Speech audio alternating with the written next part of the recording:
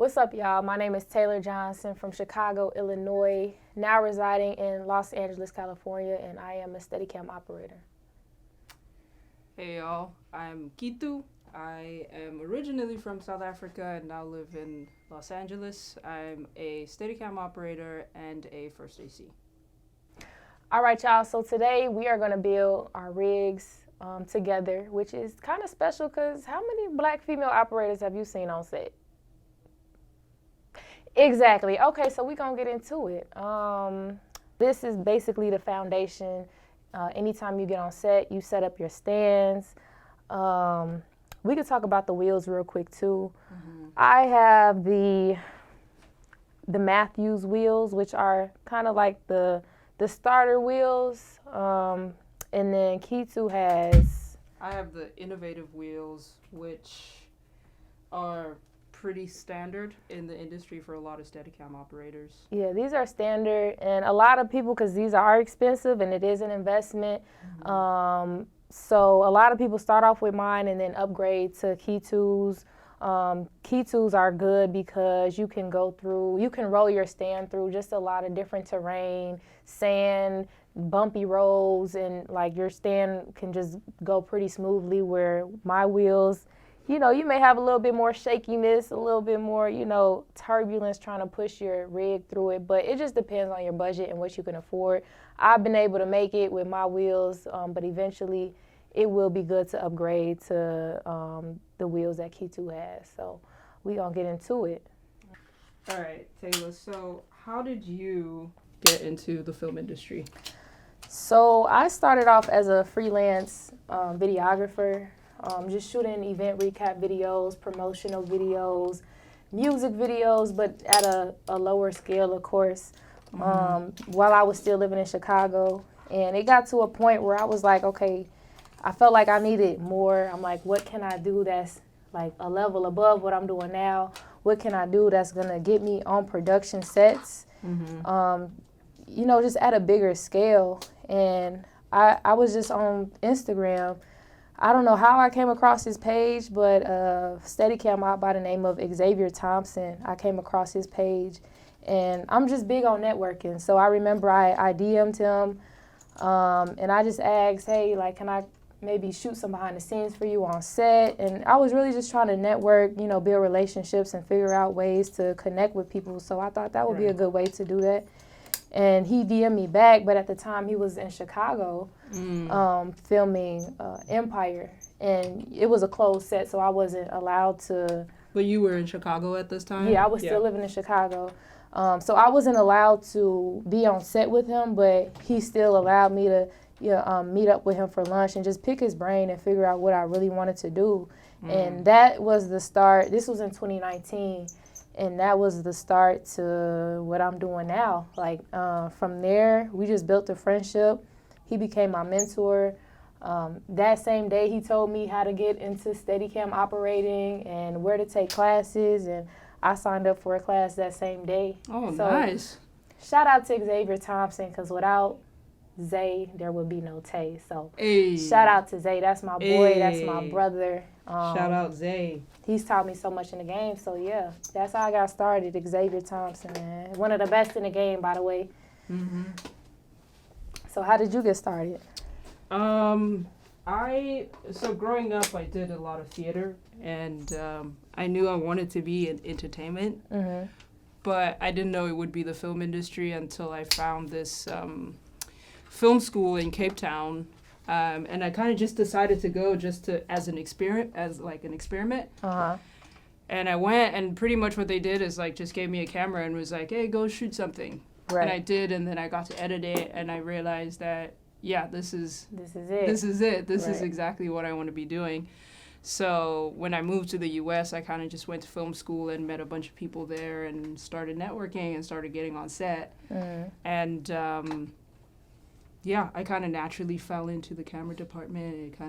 And I thought I wanted to be a DP at the time, so I just chased after that with everything I had. But DPing just wasn't the thing that, like, that was like I was in love with. You know what I mean? Right. It was like the operating part of DPing is what I love the most. Yeah. And so when working with like Steadicam operators on set as an AC, I was like, that looks cool. That looks fun. You said I need ends. Whatever they doing, I need to direct. I need to be doing that. Exactly. And so I would like talk to a lot of Steadicam operators, and a lot of them just gave advice about like getting lessons and then seeing if, you know, you actually want to get into it. And I did, and bought the rig, and period. And look at now us here now. we are. Now here we are. I love it. Yeah. Dope. When I get to set, I make sure the monitor is on. I get my batteries on. And once the camera's on, you know, I start balancing. We'll get to that soon. But yeah, pretty much we just putting all the pieces together until we're ready for the camera. For you, what is a day like on set as a Steadicam operator? That's a good question. A typical day on set for me is I'll pretty much unload my car and get it built pretty much to the stage. And then I will usually like meet up with the DP or like have a conversation with the DP as to like where we're starting and how we're starting. And then we'll talk about like which mode like he would like me to start on, he or she would like me to start on. Yeah. And then I build for that.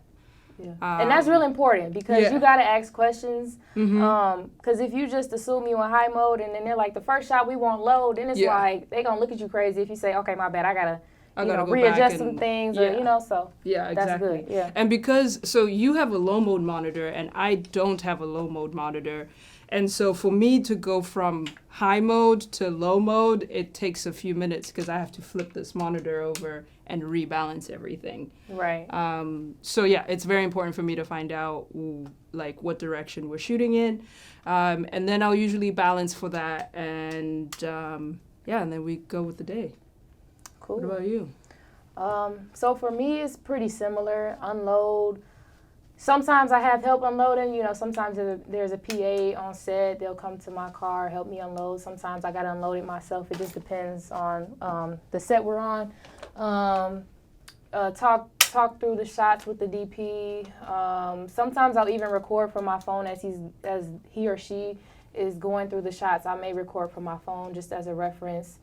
I stretch. Oh yeah. Listen, stretching is important. If you don't, I'm touching 30. Listen, I can't do it how I used to do it. So I make sure I stretch it. Like, we are really athletes. Yeah. Believe it or not, we are athletes, so it's important to take care of your body. I make sure I stretch. Mm-hmm. Walk through shots and find a what you call it, crafty if I need to grab some fruit or something. Get hydrated. Some water. Yeah, water before we get going, and rehearse the shots in my head, ask questions, and yeah, that's it. That's it. And then that's it. Yeah. Yeah. So let's go over where we at, because I think let's go where we at with the rigs, because a lot has happened. So let's just start with Taylor's, and then we're gonna go to yours, Keisha, because you got the camera on already. Okay. So right now, before the camera is even on, I have my batteries set. I got my monitor set, and I have them like spaced out pretty well. I don't have them pushed in too much, or else it just throws the balance off. So I know exactly where I want to have the batteries, and I know exactly where I want to have the monitor. And I usually have the monitor pushed out pretty far. It just helps in terms of just balancing the rig flying smoothly overall. I have my low mode monitor attached, so that helps me go from low mode to high mode pretty quickly. It's just a matter of just flipping the rig over and I'm ready to go. I got my Volt cord attached, and yeah, I'm getting the rest of my cords attached.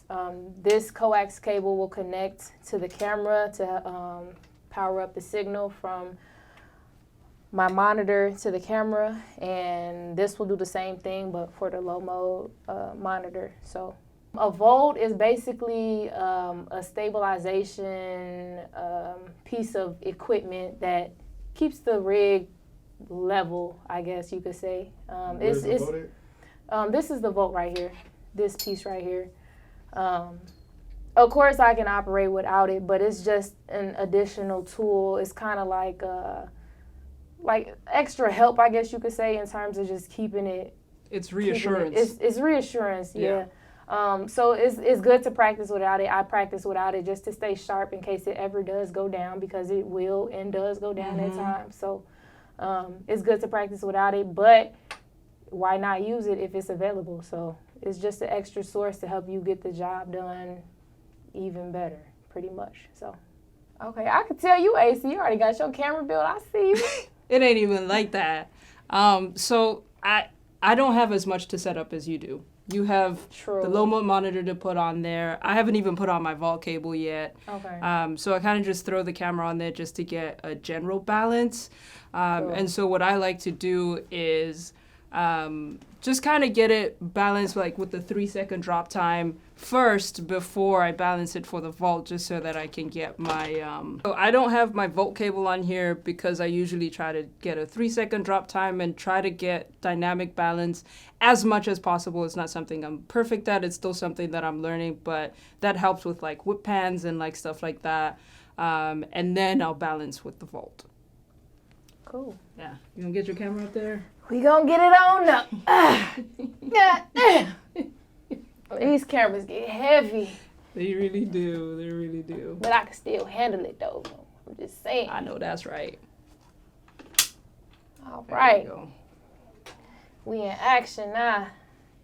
Okay, so this is just for teaching purposes. So we're not gonna connect all the parts, but say we're on set, right? This would connect. This is a coax cable, aka it gives you signal. I call it an SDI cable. SDI cable, exactly. Yeah. So this would connect to the camera, and then there's also another cord in the back of my sled here that will. These attachments back here also allow you to connect to the camera and will allow you to get a signal. And back here, this will be the signal that will connect to the main screen. Now I just went through the cables, but there's one thing I meant to mention. When you are setting up your signal cables, there's different colors. So there's a red one on my rig, there's a green one, and there's a blue one.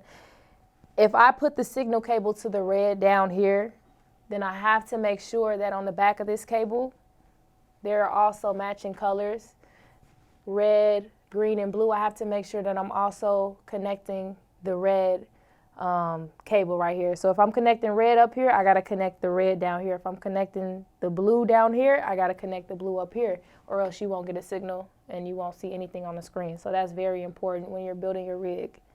So when it comes to shoots, you always want to ask, you always want to get in contact with the first AC. You want to ask what camera you're shooting with, and that's important because there's different plates that you may need to connect to different cameras. So I always ask, okay, what camera are we shooting with? So if the first AC tells me that we're shooting on a film camera, the next thing I'm going to ask is there a Steadicam mag? And that's important. Without a Steadicam mag, because the film is constantly rolling when you're recording, it will throw off your balance.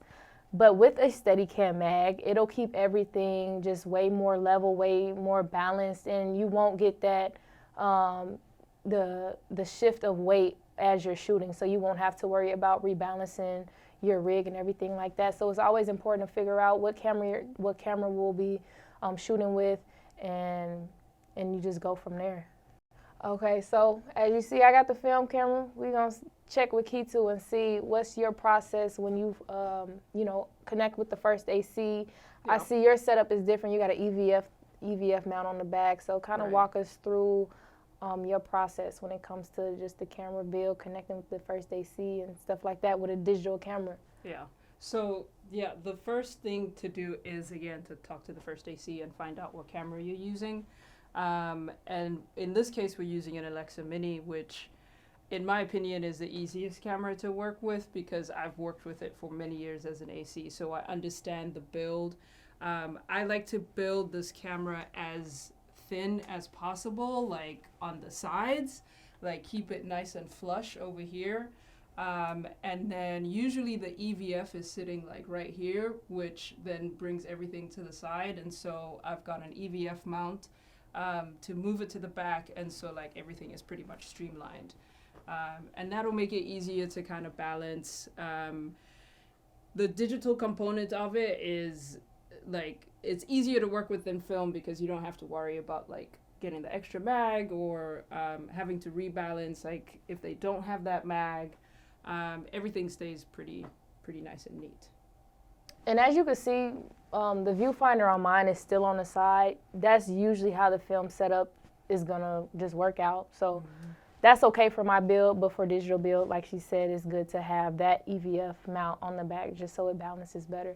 Yeah, or you take the EVF off. If you don't have this mount over here, you just take the EVF off, and then it's pretty much the AC that's like in charge of like changing the settings, either on their phone or they can connect it in between shots and stuff like that.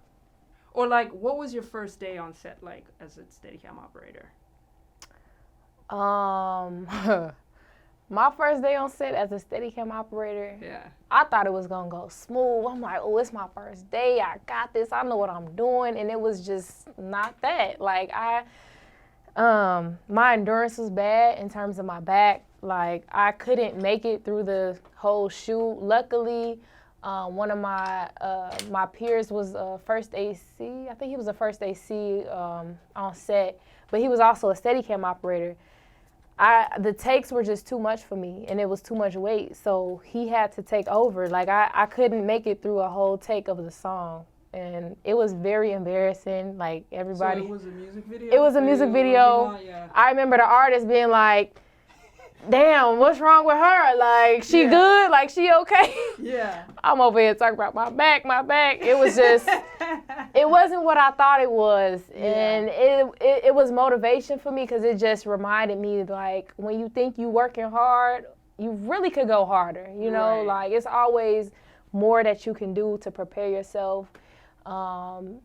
And again, it goes back to just being an athlete. Like, you got to get in the rig and get those reps in just like you are an athlete, getting in the gym and pushing weights. Like, it's the same thing. So it was just a reminder that I just needed to go harder and to don't get too comfortable.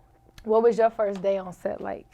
My first day on set was actually with a friend. It was with a friend that kind of knew that I was new to Steadicam operating, and so the pressure was pretty low. And I feel like my approach to a lot of the DPs that I know, they know me as an AC, and so transitioning into Steadicam opping is obviously like a big switch. And so one of my friends, Kristen, shout out Kristen, she was like, oh, I have this shoot. It's kind of like a social media piece for this company, and I kind of need you to come out and do some Steadicam operating. Gotcha. And I feel like the shoot itself went pretty smooth because I feel like when you put on the rig, people immediately look at you and assume you know what you're doing. Yeah. You know what I mean? No, so for like real. they put all the trust in you and all the faith in you. Exactly. But when I looked at the footage, I was like, oh my God. What am I doing? What am I doing? Like, I can't believe that. Like, right. Here I am trying to sell myself, and I'm like, look at this footage, y'all. Like, this is not even, like, something, you Same. know? I felt that before. And so that kind of, set into stone how much practice I actually needed. And, like, how much time I needed to invest in getting better. Right. And so the next job I had after that was actually kind of pretty hard because my vault went out and I didn't know what was wrong. And what I ended up doing was just like calling a bunch of people to try to get some answers. You know what I mean? I'm like, yo, my vault all of a sudden decided that it doesn't want to work today. What do I do? And I think with being a Steadicam operator, it's very important to have community and to... For sure. You get what I'm saying? For sure, yeah. You got to know people because you're always going to run into problems. And you have to have somebody to call to be like, this is the issue that I'm having. What is the solution? And yes. they can, you know, because when you're on set, you don't have time to really problem solve like that. You really just kind of got to go. I got about 3 on speed dial. I know exactly who I'm calling. Exactly. And so, luckily, I practiced without the vault. And so, even though I felt stressed about having to shoot without it, I just had to do it. Because at the end of the day, we couldn't figure out the vault situation. Yeah. And of course, you've got the DP on some. All right, we gotta go. Yeah. Problem or no problem. Time is of the essence. Time is of the essence. For We're sure. paying for this, so. Yes. So we gotta do it. Time is money. Time is money. So yeah, that's kind of like the big challenges that I've had on set. Stamina is a big one. Big. Huge. Because my back... My neck, my back. Nah, just my back. Not neck. Just the back. I'm just playing. Just the back. Just the and back, I had a different sure. vest at the time. So, like, the vest was, like, a cheaper vest. And so I feel like it just wasn't sitting very good on my body. But I was kind of just riding through it the because vest, I had to get the job vest done. makes a big difference. The vest makes a huge difference. The thighs, too. Your legs can get shaky if you don't get in the gym. If you don't get them reps in, you're going to have some shaky legs on set. You don't want that. 100%. You don't want to be embarrassed, so that's why it's good to get your reps in. Do what you need to do when nobody's looking. When you, do it. Nah, for real. Yeah. When no one's looking, get in the gym, get in the rig. Yeah. Facts. All right, so I got my camera balanced. I got my Volt attached. So the way I balance it is with no drop time. I make sure, matter of fact, I should just put it back how I had it to give a better. Mm-hmm.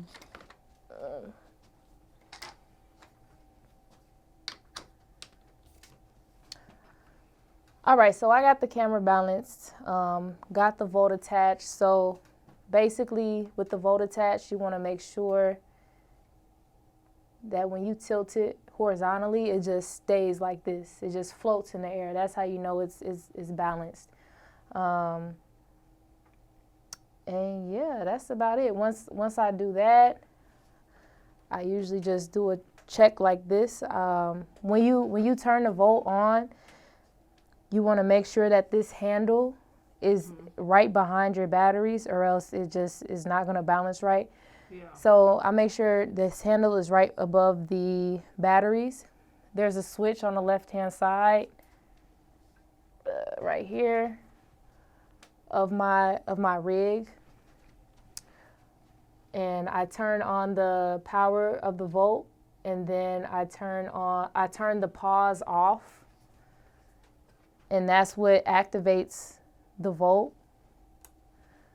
But because this is for teaching purposes, we don't have the power cords attached. But on set, once I do that, the Volt will straighten up the rig, and that's how you will know that everything is balanced right and correctly. So that's pretty much it.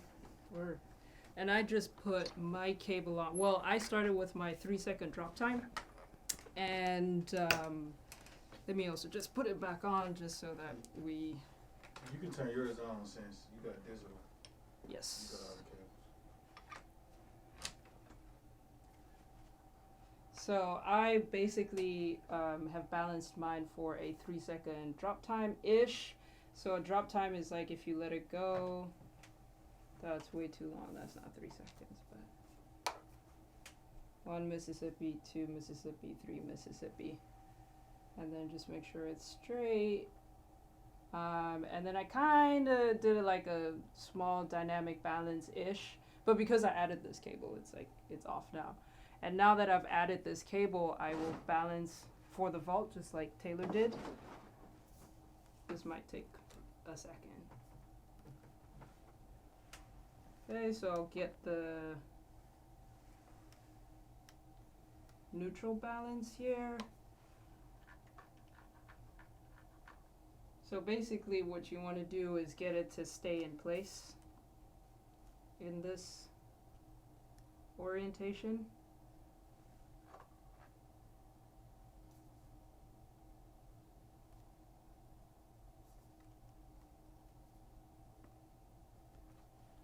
Which sometimes takes a while. Yeah, it's a lot of small adjustments, so just be patient with yourself. Yeah, the first time I had to do this on set, it took me a while because one, I was nervous, and so you make a lot of mistakes when you're nervous. For sure, yeah. And so, but I feel like now I've gotten just a little better at it. I can do it a little faster. And sometimes I don't have time to get it absolutely perfect, so I get it as close as I can. And once I know that it's kind of staying in place, I know we're ready to put on the vest and fly the rig. Another test I like to do is just kind of have it at a slightly diagonal just to see where it's going.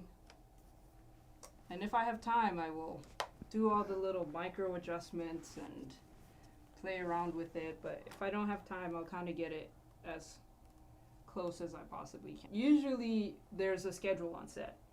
And directors and DPs and the whole team is pretty much given a certain amount of time to get certain scenes or certain setups.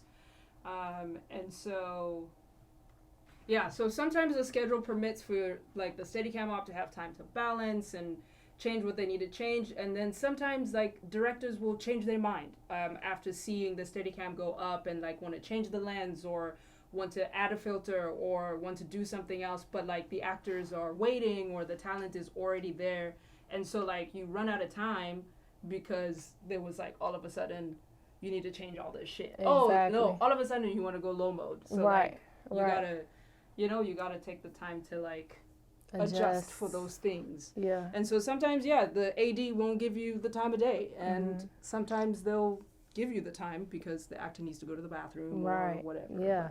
Definitely. How do you negotiate your rate as a Steadicam operator?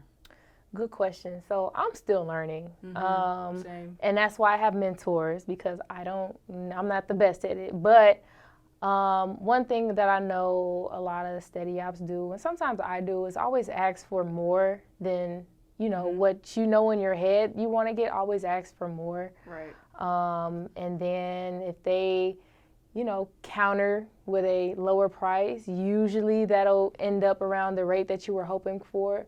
But that's something that I think a tip that people can use. Right. Is there a number that you have in mind that you start off at, no matter like who's calling or? Yeah, and I'm not gonna say it because we still want to get paid, but. And I think that's not just Steadicam ops, but I think that's something just in general that people do is just always ask for more than, what you want to get paid. Yeah. If you're just starting off, and even sometimes now, some instances I may not ask for more. I may just ask for what I want, because I still want, certain jobs I may just think are really cool and I really want to do, so I don't want to, turn them away. So I might just throw out the number that I hope to get and hope that they have the budget for it.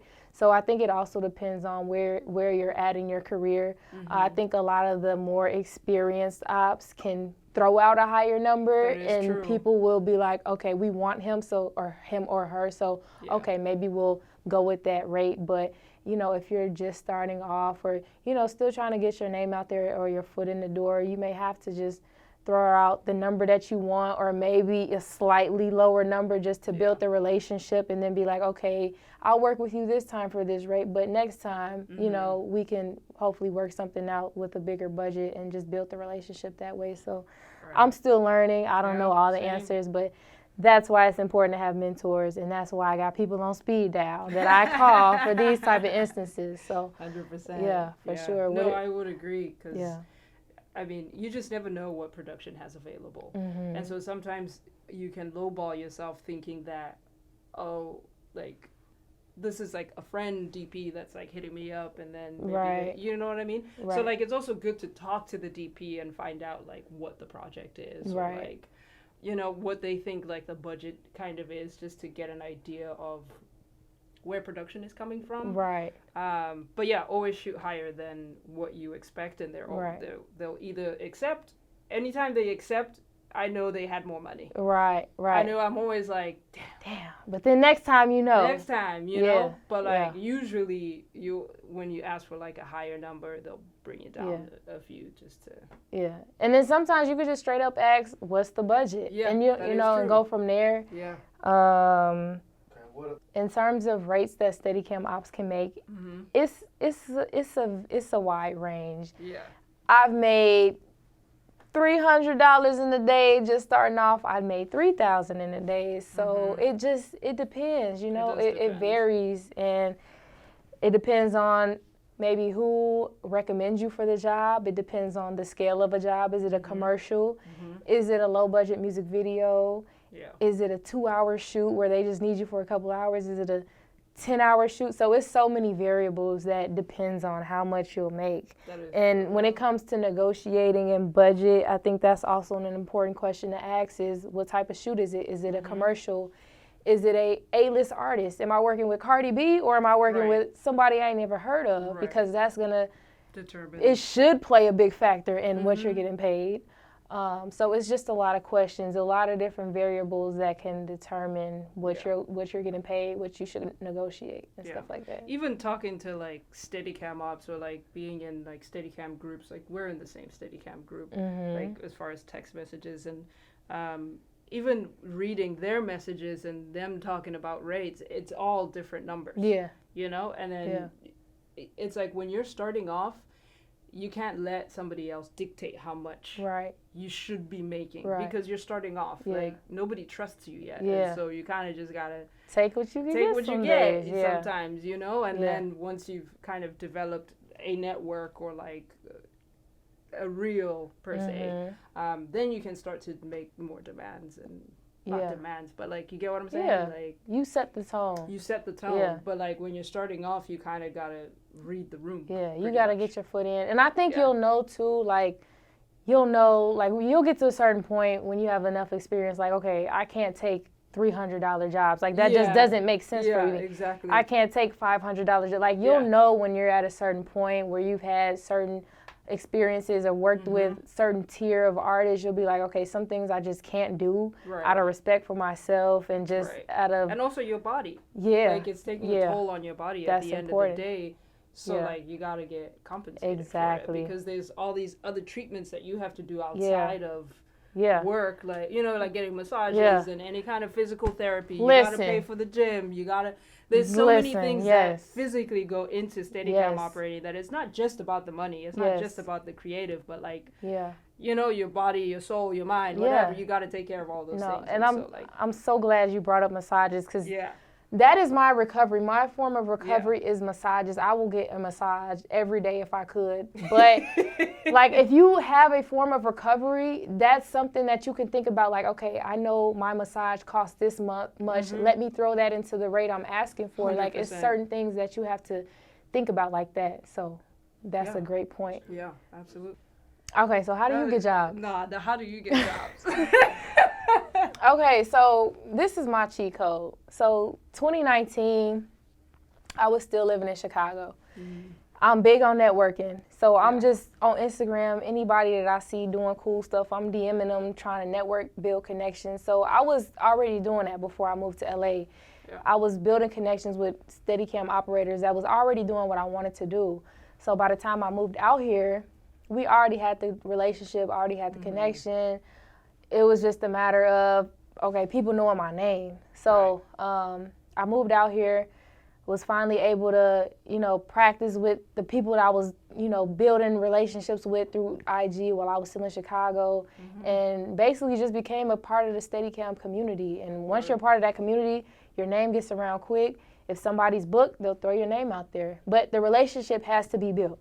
And it's not just about wanting to book gigs. The relationship is actually genuine. It's actually important. But that just helps you, you know, get your name out there. It helps you to, you know, build the relationship with other Steadicam ops. So I think just relationship building is important.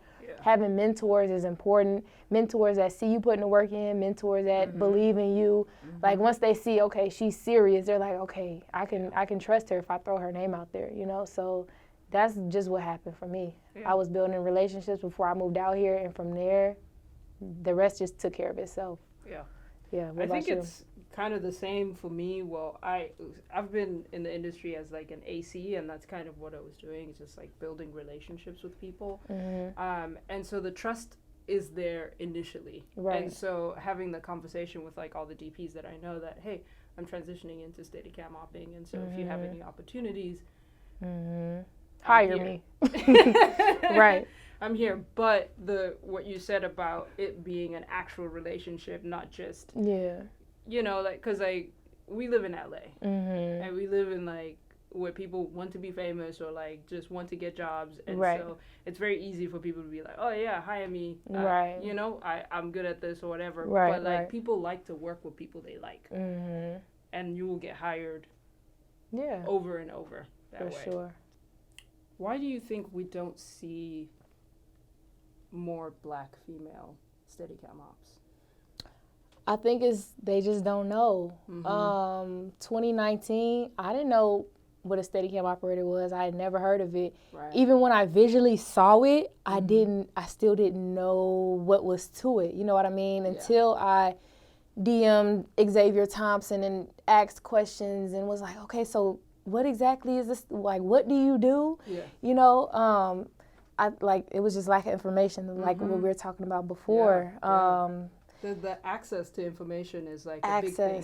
Yes. Because like we know a lot of people, a lot of like white males or like even white females that have access to this information through their family line. Like a lot of people in a lot of POC folks like don't even know what goes into making a movie. Right. Let alone a Steadicam operator. Right. You know, so like getting the information out there, I think, is key to getting more Black women doing this. For sure. And that, and also, I think once we do have the knowledge, I think something that may turn women off from it might be just the toll it takes on your body. Like once they try it, they might be like, okay, it's like you're an athlete. It's too much. My back hurts. My hips hurt. You know, so it's a big investment as well. This is a big investment. Yeah. This costs more than my car note. You know what I mean? This is the most expensive thing I own. Exactly. So I think it's a number of things, and that's why we're here, though. We're here to break barriers. Prove it wrong. We're here to spread information. Because you know, despite all those barriers, we're here to show you know, women it's possible. We're 100%. Doing it. Y'all can do it too. It's just about how bad you want it. It's about, you know, investment and commitment and all that. So we out here breaking barriers and showing the world that we can do this as women, as Black women. Where do you see yourself in like the next 3 years? The next 3 years, I'm ready to take it up a notch. You know what I mean? I've done the commercials, music videos. Yeah. Okay, I'm thinking TV shows. I'm thinking movies. You know, I see myself somewhere with Ava DuVernay. Shout out to Ava. Okay, let's go. I see myself somewhere with Issa Rae. Shout out to Issa. Like, I really want to work with, you know, the top women in the industry that's 100%. Dominating. I just want to, because I watch their work, so I want to be a part of what they do. I know they're hardworking women. I've seen the elevation throughout the year, so I just want to be a part of that, and I just want to break barriers with them. You know what I mean? Preach. So I want to be around excellence, and I'm just ready to just take it up a notch. So that's what I see. Yeah, you literally myself. Took the words out of your mouth. Okay, because I was about to ask, what was you gonna say? I want to get into the narrative world. I love storytelling. Yeah. Like that is the main reason I got into filmmaking was the storytelling aspect, and we don't see enough stories about ourselves. I certainly don't see enough stories about myself or like where I'm from or like South Africa in general, and so telling stories is like it's like the heart of filmmaking. Yeah, and so that's where I want to be. Yeah, I love that. Yeah. Yeah. Let's go. Well, that's what we gonna be. We just speaking it. We speaking it into existence. So we gonna check back in 3 years and we gonna bookmark this. Yeah. And see where we at. I'm gonna check on you. All right. We gonna get it. Thanks for watching. Thank you for your time, and we'll see you on the next episode of Tay Too Steady And bad bitch steady. All right.